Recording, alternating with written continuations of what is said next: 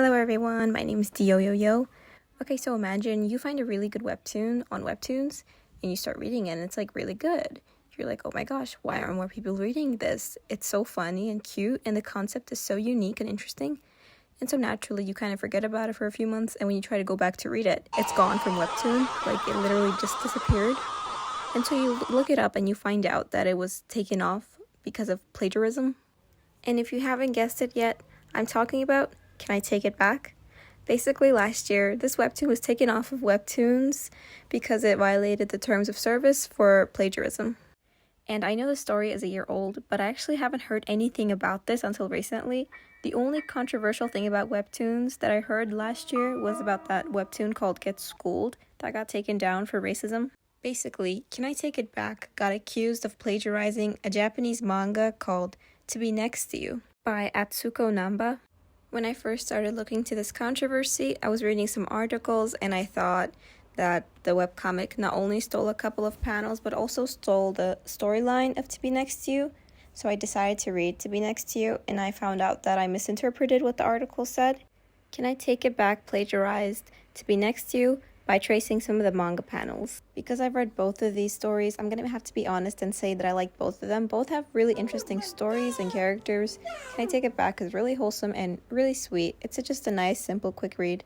To Be Next to You is also a really fun read. I really loved reading it. It was also not that long. It was pretty short. And it was really angsty, so it's like completely different from Can I Take It Back? But if you have second male lead syndrome, you're going to love the story. Okay, back to my point about plagiarism. If you've read Can I Take It Back, you know the story is really unique and it's really different to other mangas or webcomics you've read before. This leaves me with the question on why this popular webcomic artist would ruin their own career and their successful story by plagiarizing from a Japanese manga. Like, were they too lazy to think about drawing or something? I just don't get it. And this makes me question, and I'm sure it makes a lot of the other fans question, whether the author of this webcomic also plagiarized the storyline. They didn't do it, but we can't 100% be sure because they already proved to us that they have the ability to just plagiarize, so their credibility is almost gone.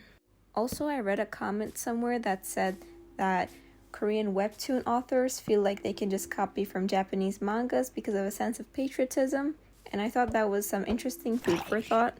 So I wonder what you think about it. Please let me know in the comments below if you think this is bogus or if you think this has some truth to it.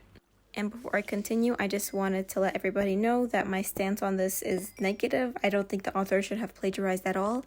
But I have been seeing some comments of people saying that the story was just really good either way and it shouldn't have been taken down because some people didn't get to read it and they feel like it's such a waste of a good story. Now, I do agree with the fact that it is a waste of a really good, unique, and well-written story with a really cute main couple. But this does not excuse the plagiarism, and I'm glad Webtoon did the right thing and took it down. You know, one good thing that did come out from this story being plagiarized and taken down is the fact that I got to read To Be Next to You. I think it's just one of those really good classic shoujo stories that if you're trying to get into shoujo or you are a big fan of shoujo, that you should definitely read. The angst in the story is just mwah, top notch on another level, and the ending is great.